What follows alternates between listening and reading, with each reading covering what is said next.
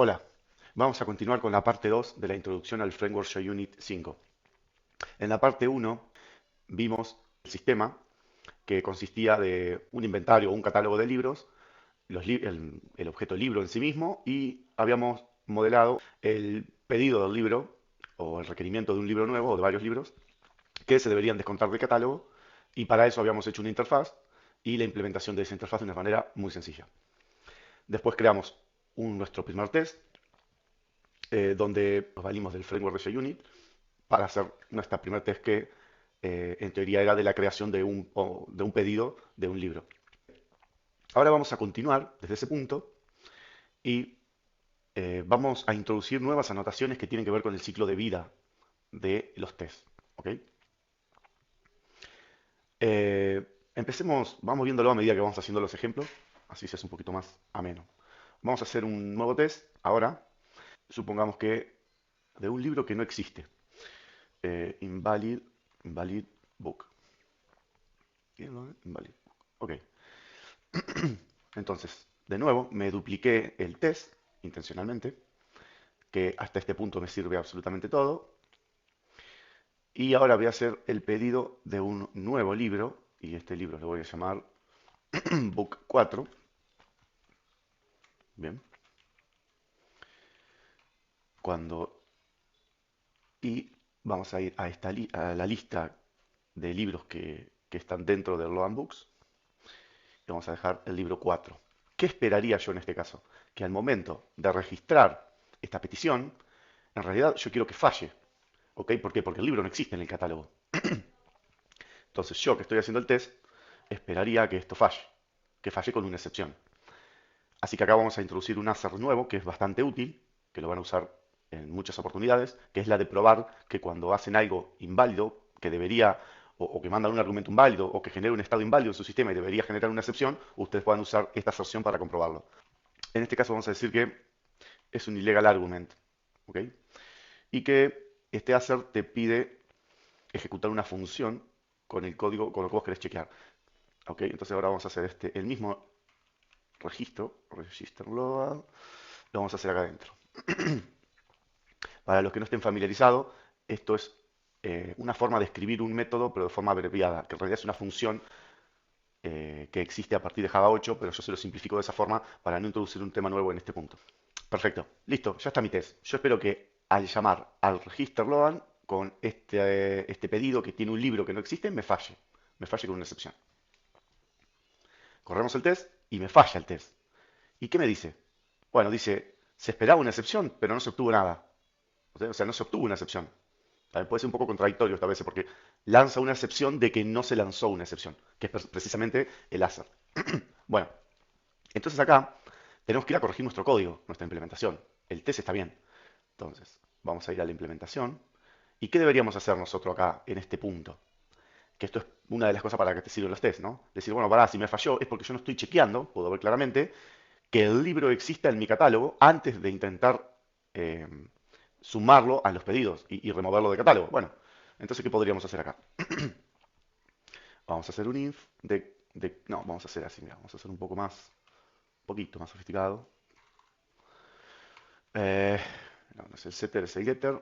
Y vamos a decirle que para todo lo que venga, para todos los libros involucrados en ese pedido, vamos a ejecutar una función. De vuelta acá aparece el concepto de función. Y para ese libro vamos a hacer un método nuevo que se llama checkBook. Para este caso quiero decir que reciba un book por parámetro y nos diga si es válido o no es válido el libro, o si existe o no existe en el catálogo. En este caso vamos a chequear si existe o no existe nuestro libro, el libro en nuestro catálogo. ¿Cómo podemos chequear eso? Bien, vamos a agarrar inventario, le vamos a pedir los libros y le vamos a decir si contiene, en nuestro inventario está contenido este libro en particular. Si no está contenido, vamos a lanzar una excepción, esta no, illegal argument exception, y le podemos poner alguna frase que diga eh, el libro, el libro no se encuentra en el catálogo. ¿Ok? En otro caso, que no haga nada. Vamos a probar ahora nuestro test nuevamente. Bien. Sigue fallando ahora. Illegal Argument Exception. El libro no se encuentra en el catálogo. Bien, una vez borrado esa línea, vamos a volver a correr el test. Y ahora sí, el test funciona correctamente, que significa que cuando llamo a este método, lanza la excepción Illegal Argument Exception. Bien, ¿qué pasa acá? Podemos ver que acá hay código repetido, ¿no? Tuvimos que hacer esto en las dos oportunidades. Y si tenemos 10 métodos de estos, tendríamos que repetir muchas veces el código, con todo lo que eso implica, ¿no? Cada vez que quiera modificar algo, tendría que modificarlo en todos esos lugares, es más propenso a errores y todo lo que ya conocemos de mantener código duplicado. Acá es donde yo elegiría, por ejemplo, tener un método init que lo voy a correr. Este método init lo voy a anotar con la notation before each, que es de JUnit 5. ¿Y qué significa? Significa que se va a correr antes de cada test. En este caso yo tengo dos tests. Entonces se va a correr este método, luego se va a correr este test, luego se va a volver a correr este método y luego se va a correr este otro test. Y si tuviera un tercero o un cuarto test, o la cantidad que sean, siempre se va a correr primero este método y luego se va a correr el test que corresponda. Entonces es un buen lugar para escribir todo lo que respecta a código duplicado. ¿Ok? En este caso yo diría que saquemos esto para acá. Bien. Saquemos esto para acá y saquemos esto también. Ah, el libro 4 me lo llevé de más. Ahí está. Ahora hacemos un poco de refactor. Acá arriba, eh, acá arriba es un buen lugar para hacer otro ejercicio. Acá vamos a hacer el new debug y le vamos a decir, ¿cómo era que se llama? Mira, vamos a copiar y pegar directamente. El 2, que estaba involucrado. Le voy a sacar el bar, vamos a tiparlo directamente. Bien, voy a volver a correr el test y sigue funcionando. Ahora, bien, voy a correr este test de arriba también, porque lo acabo de modificar, y falló. Y falló. Acá estaría, es interesante, si quieren pausar el video y pensar por qué este método que estaba andando, de hecho de la parte 1, ahora dejó de andar con el chequeo que tuve que agregar para que me funcione el test de abajo. Y acá es donde toman importancia los tests. Una modificación que yo hice a mi código por una nueva funcionalidad, o por un bug, o por lo que sea que tuve que corregir o agregar, hizo que deje de funcionar como yo esperaba una funcionalidad anterior. ¿Por qué me dejó de funcionar? Lo primero que podemos ver antes de ver por qué no dejó de funcionar es tratar de que el mensaje de error sea un poquito más amigable. Entonces vamos a ir al mensaje donde tira el error a la excepción y le vamos a agregar el libro con ISBN, creo que no.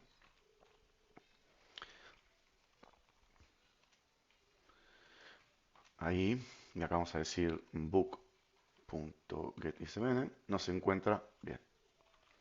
Volvemos a correr el test, que fallaba, sigue fallando, y ahora nos dice explícitamente que el libro con ISBN 1002 no se encuentra en el catálogo, pero si yo voy a ver mi test, yo lo estoy cargando en el before each, y está justo acá el ISBN.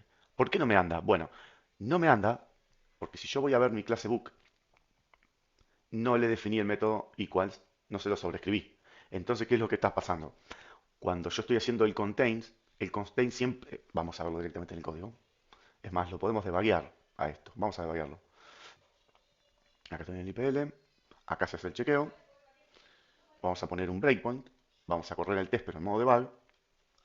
Ahí llegó hasta esta línea. Y cuando yo evalúo esta línea de acá, esta expresión, me da true. Entonces entra. ¿Qué significa? Que no lo contiene. Porque esto le da true y el negado le da false. Perdón, el contiene le da false y el negado lo convierte en true. ¿Pero por qué no lo contiene? Bueno, porque si empezamos a meternos adentro del contains, vamos a hacerlo. Vamos a meternos dentro del código fuente, esto ya es de Java, de la API de collection. Nos metemos al index of, el index of nos lleva al index of range, y el index of range tiene este código, que ¿qué dice? Si el objeto que pasé, que era el libro, es igual a null, no es, entonces ya viene por el else, y va a ser un for. Y en este for va a iterar sobre todos los elementos de la colección, y por cada uno le va a hacer un equals. Pero este equals, como no está sobre, yo en book no tengo sobrescrito el método equals, va a tomar el de object. Y el método equal de object, acuérdense que chequea por referencia. ¿ok? Por la dirección de memoria. Y como yo le hice un new a book nuevo en el test, bueno, la referencia va a ser distinta. Entonces, ¿cómo se soluciona esto? Vengo acá a book y vamos a sobreescribir el método equals. Esto es, nos vamos a ayudar del IDE, generar, equals and hash code, y le vamos a decir que solo tenga en cuenta el ISBN. Con eso me alcanza. Si tiene el mismo ISBN, es el mismo libro para mí. Y de paso sobreescribimos el hash code. Vamos de vuelta con el test, lo apago y lo corro ahora en modo run, no en modo debug, y funcionó. Y por las dudas vamos a correr todos los test juntos. Perfecto, ahora sí funciona todo correctamente. Volviendo a JUnit, lo que acaba de pasar es que yo ahora saqué el código repetido y lo puse dentro del before each. También existe un método que se tiene que ejecutar dentro de un método estático que se llama, vamos a ponerle init all, y se llama before all. ¿Ok? El before all también se ejecuta antes de los tests, pero se ejecuta antes de que se ejecute cualquier test una sola vez por container. ¿Y qué es container? Es la clase que contiene a todos los tests. O sea que quiere decir que cuando se vaya a ejecutar esta clase, se va a ejecutar una sola vez este método, luego se va a ejecutar el before each, luego se van a ejecutar, o se va a ejecutar un test, luego se va a volver a ejecutar el before each, luego el otro test que tengo acá abajo, y listo. Y ahí finaliza. O sea que el before all se ejecuta una sola vez antes que cualquier test, incluso antes que el before each. En este caso acá, como solo para demostrar que el método se ejecuta, eh, se comienza a ejecutar eh, los tests de... Ahí está. Y ya que estamos, vamos a agregar también el after all. Perdón, vamos a agregar primero void teardown. Así lo hacemos más prolijo. After each, que quizás se lo estén imaginando, este se va a ejecutar luego que se termine de ejecutar cada test. Y luego tenemos el after all. ¿Qué sería el after all? Sería, se ejecuta una sola vez luego de que terminan de ejecutarse todos los tests. También, al igual que el before all es un método estático, esto sería, vamos a ponerle teardown. Y acá arriba, after all. Para que veamos también que se está ejecutando, vamos a ponerle algo similar a lo de acá arriba.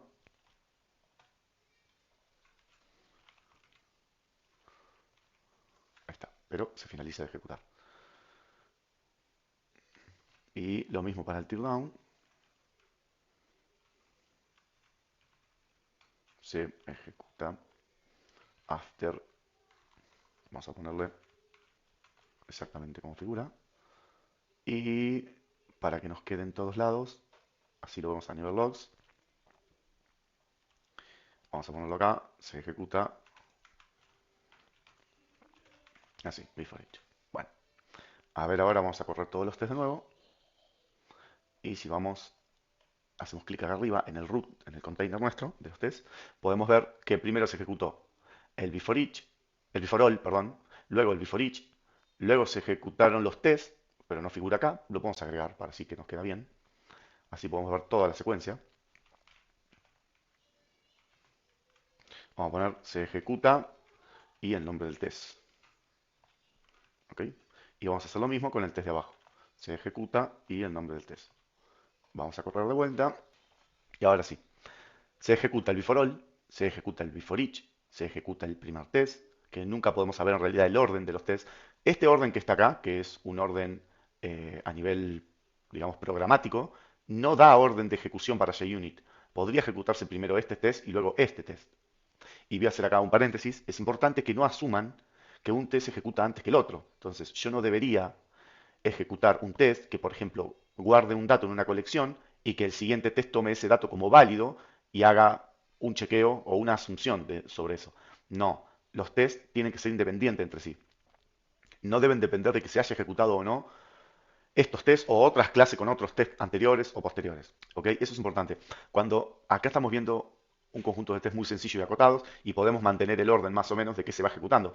Pero si tuviéramos cientos de clases de test, que es algo bastante común, o cientos de test, se hace imposible mantener la lógica de qué se está ejecutando antes y qué se está ejecutando después.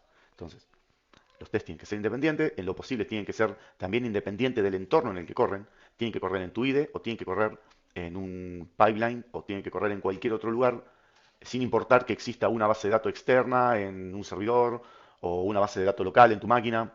Si necesitan ese tipo de recursos o de software satélite, bueno, estaría bueno también que lo embeban dentro del test, pero eso ya es un poco más avanzado. Les quería dejar ese comentario. Entonces, se ejecutó el before all, el before each, el test, luego el after each. Y acá se reinició, digamos. Se volvió a ejecutar el before each, se ejecutó el siguiente test, el after each y finalmente el after all. Exactamente como esperábamos que iba a pasar. Y con esto ya cubrimos casi todo lo referente a las anotaciones del ciclo de vida de JUnit 5. Hay otras anotaciones. Vamos a tomarnos un momento que puede ser interesante. Vamos a verlo. Una anotación que sirve, que se llama repeat test, que nos puede servir para ejecutar un test repetidas veces. ¿Ok? A ver, vamos a, por ejemplo, copiar este test y vamos a decirle create book em, with, with random book. Vamos a suponer que vamos a hacer que quiero hacer un test eh, que simule el pedido de este préstamo de libro, pero con muchos libros, con todos los libros que yo tengo creado al menos en el test. ¿Está bien? En lugar de escribirme tres tests diferentes, porque tengo, digamos, tres libros, o si en el caso que tuviera 100 libros, se me haría imposible, o sea, sería muy tedioso. Bueno, vamos a ver cómo hacemos eso. Esto lo vamos a ir sacando. Bien, este assertion siempre lo dejé. Y esperen que borre de más. Este 4 lo voy a dejar. Y vamos a hacerlo así, miren. Security random era la clase. New security random. Vamos a llamarle random. Y a random le vamos a pedir next int entre un número y otro. Vamos a suponer entre 1 y 4, porque entiendo de que el origen es inclusivo y la banda extrema del otro lado es exclusiva. O sea que va a ser siempre números entre 1 y 3. Excluyente, digo. Bien, este número me lo voy a guardar, bien, anda ahí, y se lo voy a concatenar a esto, ahí, a todos estos parámetros.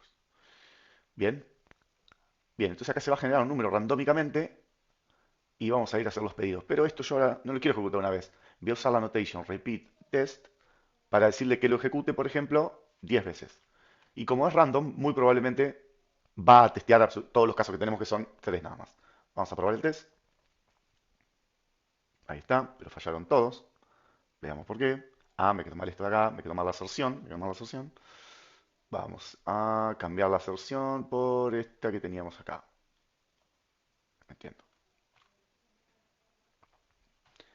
Ok, a ver. Tampoco. 1 y 0. ¿Qué es lo que quedó mal en este punto? A ver. Y existir un único pedido de libros.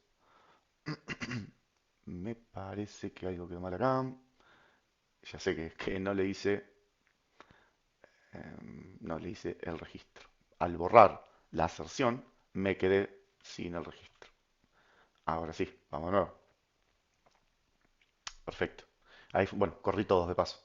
Y acá están cómo se ejecutaron 10 veces el mismo test. ¿Ok? Lo pueden ver. Bueno, ahora estamos imprimiendo todo. Y para hacer la prueba vamos a suponer que acá le pongo 5, del 1 al 5. Entonces el 4 eventualmente se va a querer registrar dentro de los libros y debería fallar randómicamente. Vamos a ver.